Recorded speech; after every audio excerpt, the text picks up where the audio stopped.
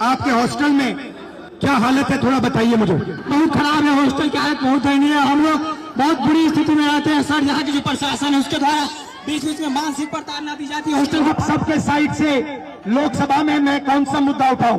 Sir Lok Sabha में sir जो दलित के साथ भेदभाव होता है और शिक्षा का सर जो बजट है दिन पर दिन घटता जा रहा है और कल्याण विभाग की जो सर बजट है वो घटती जा रही है।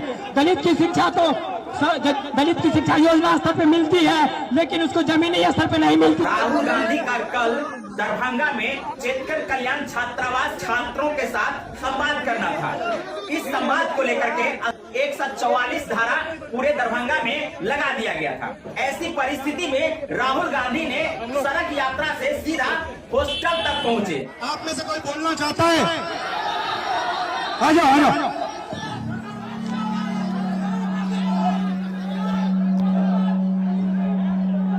आपका नाम? प्रदीप सर, प्रदीप। यहाँ पे आपके हॉस्टल में क्या हालत है, थोड़ा बताइए मुझे। सर हॉस्टल की हालत बहुत खराब है, हॉस्टल की हालत बहुत दयनीय है। हम लोग बहुत बुरी स्थिति में रहते हैं सर। यहाँ की जो प्रशासन है उसके द्वारा बीच बीच में मानसिक प्रताड़ना दी जाती है हॉस्टल को खाली करवाकर। सर आपसे बहुत उम्मीद है, आपसे उम्मीद इसलिए है कि आप नेता प्रतिपक्ष है और आप हमारे देश के अगले यशस्वी प्रधानमंत्री है सर, तो आपसे बहुत उम्मीद है सर। आपसे उम्मीद कीजिए। आपके साइड से, आप सबके साइड से लोकसभा में मैं कौन सा मुद्दा उठाऊं?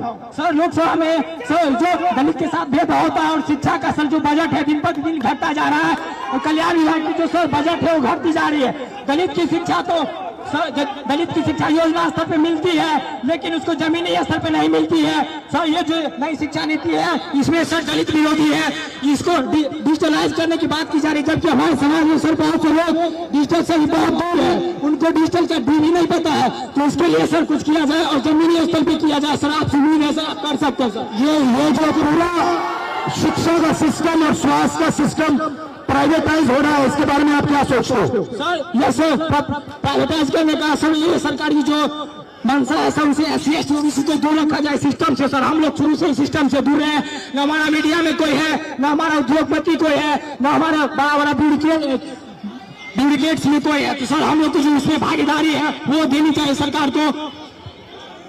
मीडिया के बारे में बताइए थोड़ा। सर जो मीडिया गोदी मीडिया है, गोदी मीडिया से हम लोग को दिखाती नहीं है, हमारा लोग मेन स्ट्रीम मीडिया में है नहीं, तो हम लोग चाहते हैं कि हम लोग कभी मीडिया में प्रतिनिधित्व हो। और सर दरभंगा में जर्नलिज्म के लिए कॉलेज हो, जर्नलिज्म के लिए कॉलेज नहीं है, हम लोग जर्नलिज्म करना भी चाहते हैं तो वो प्लेटफॉर्म नहीं मिलती है सर। इसकी हाई एजुकेशन फीस इतनी होती है कि हमारे फीस पे नहीं कर पाते हैं, इसलिए हम लोग कोर्स नहीं कर पाते हैं सर। यूनिवर्सिटी में जो है कोर्स समय पर नहीं होता है, यूनिवर्सिटी में जो है सर बहुत फीस। आप क्या पढ़ते हो? सर मैं अभी DLED कर रहा हूँ सर, सेकेंड ईयर में बाइट माधोपट्टी दरभंगा से। कैसा चल रहा है? सर DLED तो ठीक चल रहा है लेकिन सर आगामी TRE 4 है जिसमें 23-25 वालों को मौका मिले, इसके लिए भी हम लोग प्रोटेस्ट किए हैं सर, कर रहे हैं सर। और माता पिता क्या करते हैं, भाई बहन कितने हैं? सर मेरे माता पिता सर, मम्मी तो गृहिणी है, पापा एक मामूली ड्राइवर है सर।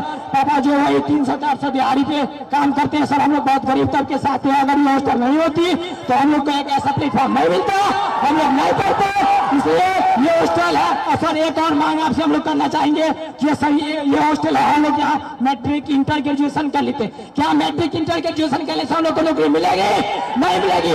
तो कंपटीशन के लिए एक छात्रावास होना चाहिए, PG छात्रावास दलितों के लिए होना चाहिए, जिससे कि हम लोग आगे की पढ़ाई कर सके और देश के विकास में अपना योगदान दे सके सर।